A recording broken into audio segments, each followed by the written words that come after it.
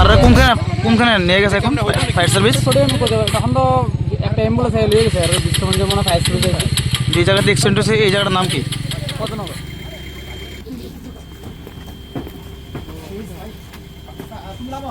এই